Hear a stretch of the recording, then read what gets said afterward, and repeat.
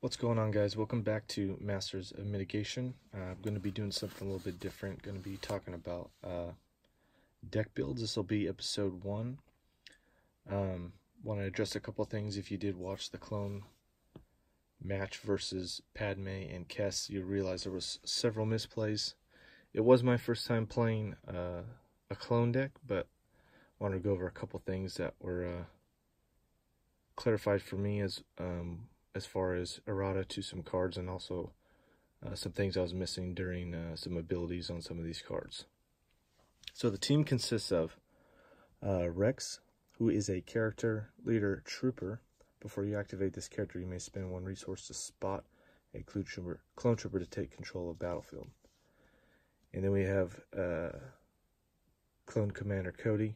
While building your team, the point cost of each clone trooper, number 38 of Legacies, is decreased by 1. He has a special ability as take control of the battlefield and uses claim ability or power action, even if it's been used this round. And then the Clone Trooper, this is where I was missing a couple things.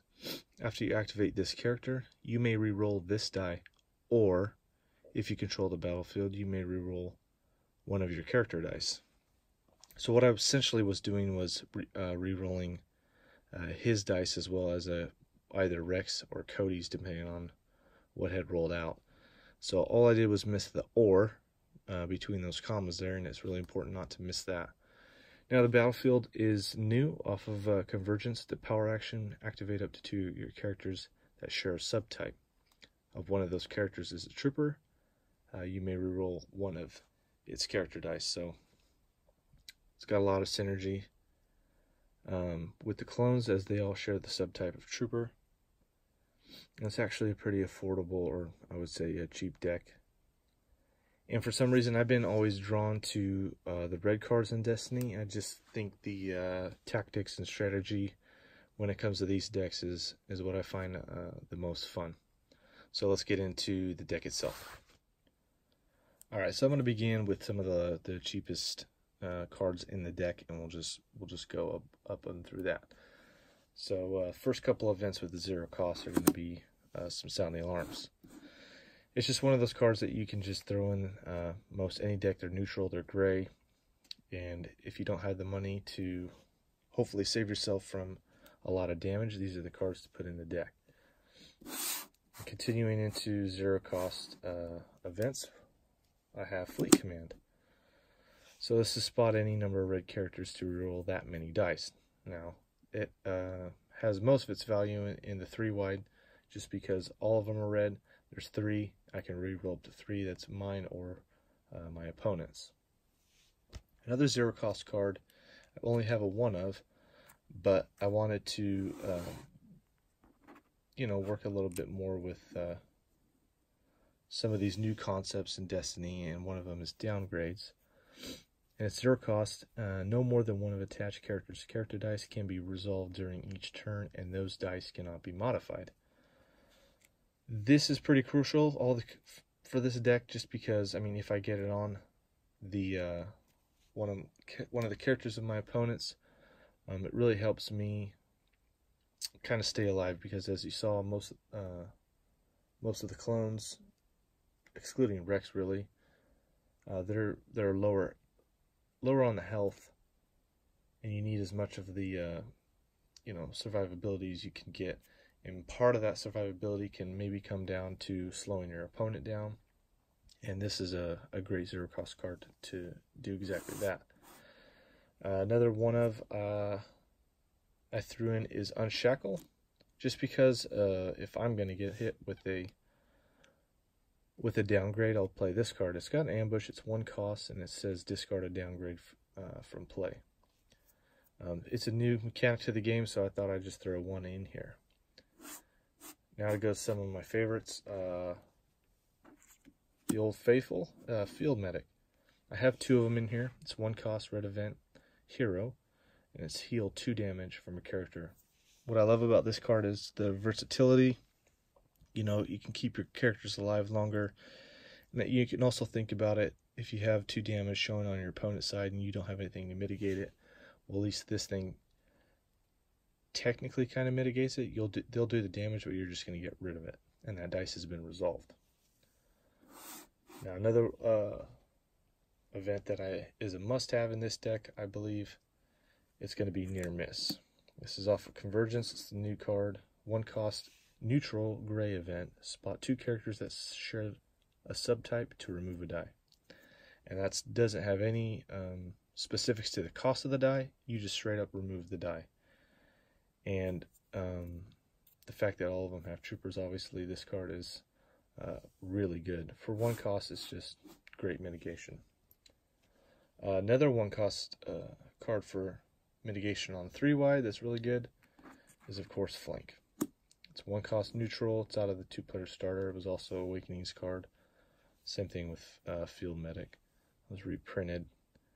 But it says play only if you have more ready characters than an opponent. Remove one of that opponent's dice. Usually you're always going to have more ready characters than your opponent playing 3-wide. You can always hold somebody back. If you have Flank in your hand, you can hold one of the troopers back, keeping them ready. Let your opponent roll out. If they hit hard damage, then you can throw this down for 1 cost and get rid of that die. And now for a new event, 1 cost. Red neutral, it is Seize the Day. What I really like about this one is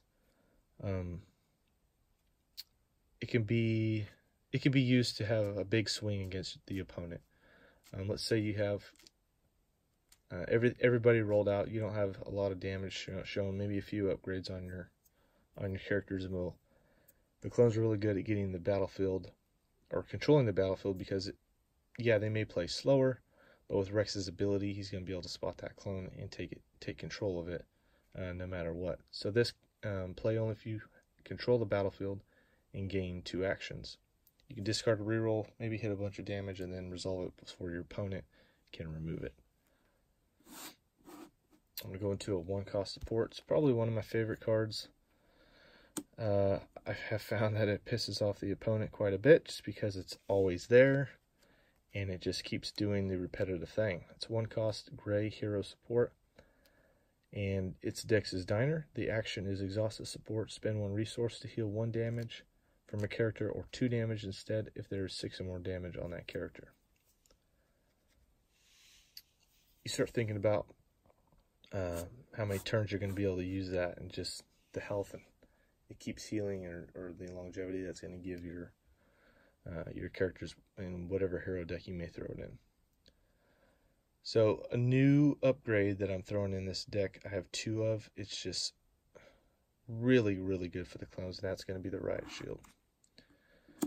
So the Riot Shield's a 1 cost upgrade. It's neutral red. Before attached character takes damage, you may discard this upgrade to block 2 damage or 3 damage instead if the character is a trooper. And this 3-ride, they're all troopers. So essentially you're just getting, kind of a... It's better than that Bubble Shield, because the Bubble Shield's only going to be taking indirect. This is going to be able to take indirect, range, or melee.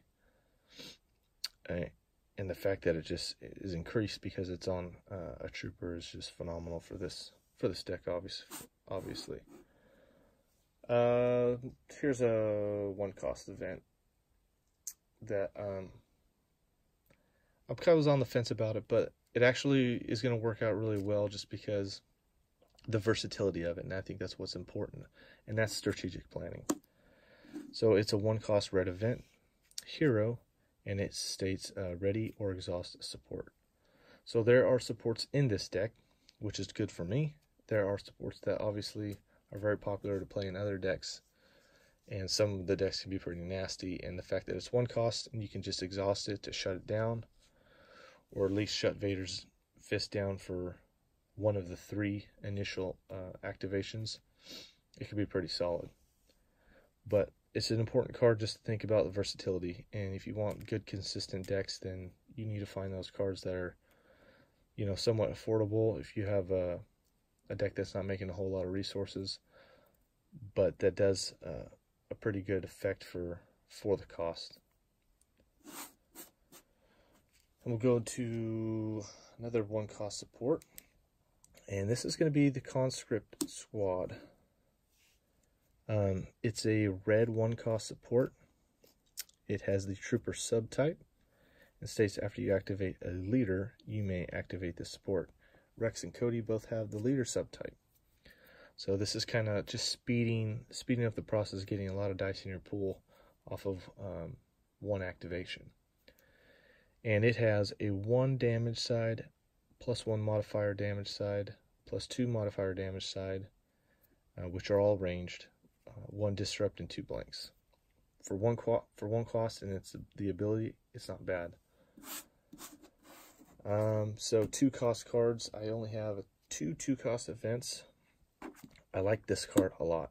Aggressive negotiations. It's kind of control, but it's also at the same time, it's going to play in your favor regardless. So it's a 2 cost red event. Hero. Choose an opponent and have them remove any number of their dice, then deal 2 indirect damage to that opponent for each of their dice showing damage, and that's ranged, melee, or indirect.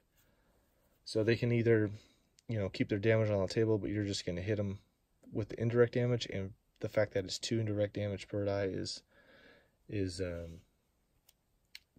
pretty ridiculously good, especially when villain right now is just pretty bonkers when it comes to damage and abilities. Another 2, we're going into a 2 cost support, and this is a card I never really played, but actually really like the versatility of it and the effects that it'll do. It's the Mortar Team. It's a 2 cost red hero support with the artillery subtype, and it states while you control the battlefield, you may resolve the indirect damage size of this die as if they were range damage. That in itself is pretty cool, not allowing your opponent to spread that around. As we already read, that with Rex on the table, you're going to get the control of the battlefield most often. Dice sides show 1 indirect, 2 indirect, 2 indirect, 1 disrupt, and a blank. And I have 2 of those in this deck. Okay, we're going to get into some upgrades. The new 2 cost A300 Blaster is a red neutral. It has a redeploy keyword. The damage size on this die, I like the fact that there's more black than modifiers. So we have 1 ranged, 2 ranged, 2 ranged modified, and then 1 disrupt, and a blank. I was looking to see if Convergence was going to have something to kind of bring in a replacement of the holdout. It doesn't have ambush, but the fact that it does have redeploy, I really like that. And this is an obvious 2 of, and that's going to be Rex's blaster pistols. So while this upgrade is on Rex, your copies of it are non-unique. That's why I have 2 of them. They're 2 cost red hero upgrade. The damage sides are 2 ranged, 2 modified ranged, 2 indirect, 1 shield, 1 resource, and a blank. So this is another ability on this card that I really like to help speed up activations and get more dice in your pool off of 1 action. And that's after you activate attached character, if you control the battlefield, you may activate 1 of your characters. Obvious choice. Now, I'm going to talk a little bit about this last card of the deck, and that's going to be a 4 cost support, the LAAT Gunship. Out of the new set, it is red hero. There is no blank side. The dice is really good, so it's got 2 range damage, 3 indirect damage, 2 shields, 2 resource, and 2 special sides, and one of the special sides has a cost. Now the card says, and this is where I got all screwed up in my game. The card says special ability, roll a trooper die on one of your cards in play into your pool. Reroll this support die instead of removing it. FFG official rule posting has this card changed to, after you roll your trooper die in your pool, you have to resolve it, otherwise remove it. I think that's fair. I'm not really gonna complain about that. I didn't get that because it was one of those things where somebody had made a post on the Destiny Facebook group, but I had never seen it, and it was pointed out to me in a comment on the video. But I do think it's a fair change to the card. I do like it. It is expensive. and hard to get out, particularly if you're playing clones. But the time that it does come out, it's gonna have a great effect on this, just because you're gonna get more use out of your clone dice. If you don't happen to use that special, you have pretty good sides. You got the resources, the shields, and also some damage capabilities. And again, this is going to be the first of several deck tech, you could say, videos regarding the builds of some of these decks. This is my take on a clone deck.